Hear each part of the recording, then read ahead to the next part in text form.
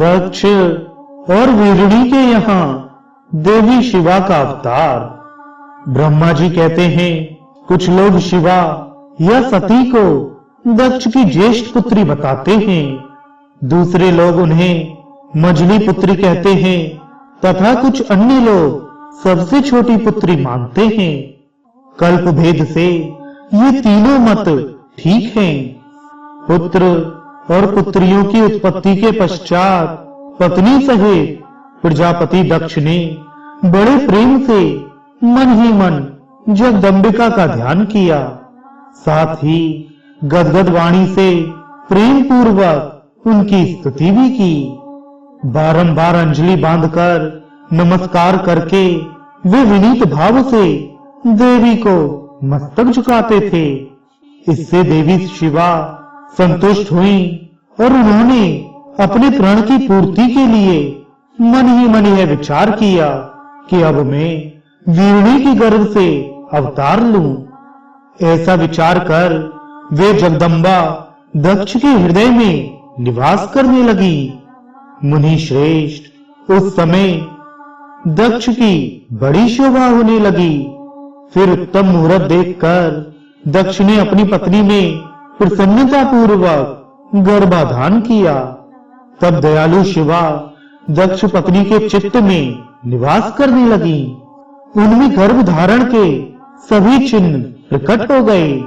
तात उस अवस्था में वीरणी की शोभा बढ़ गई और उसके चित्त में अधिक हर्ष छा गया।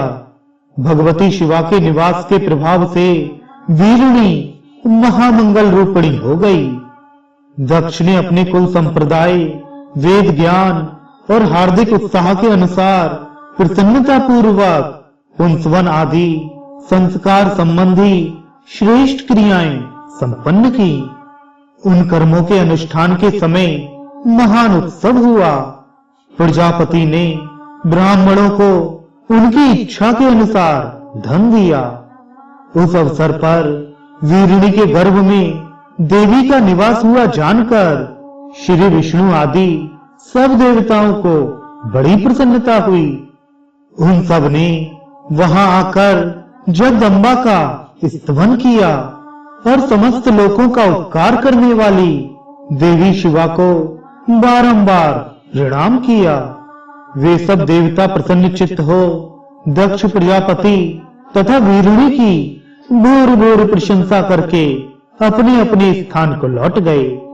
नारद जब 9 महीने बीत गए तब लौकिक गति का निर्वाह कराकर 10वें महीने के पूर्ण होने पर चंद्रमा आदि ग्रहों तथा ताराओं की अनुकूलता से युक्त सुखद मुहूर्त में देवी शिवा शीघ्र ही अपनी माता के सामने प्रकट हुई।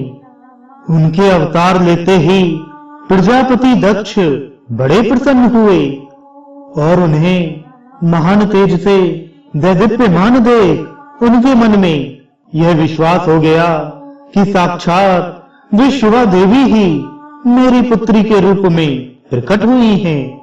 उस समय आकाश से फूलों की वर्षा होने लगी और मेघ जल बरसाने लगे। मुनीश्वर सती के जन्म लेते ही संपूर्ण दिशाओं में तत्काल शांति छा गई। देवता आकाश में खड़े हो मांगलिक बाजे बजाने लगे। अग्निशालाओं की बुझी हुई अग्नियां सहसा प्रज्वलित हो उठी और सब कुछ परम मंगलमय हो गया। वीरणी के गर्भ से साक्षात जगदम्बा को प्रकट हुई देख दक्ष ने दोनों हाथ जोड़कर नमस्कार किया और बड़े भक्ति भाव से उनकी स्तुति की। बुद्धिमान दक्ष के स्तुति करने पर जगत माता शिवा उस समय दक्ष से इस प्रकार बोली जिससे माता वीरणी ना सुन सके। देवी ने इस प्रकार कहा,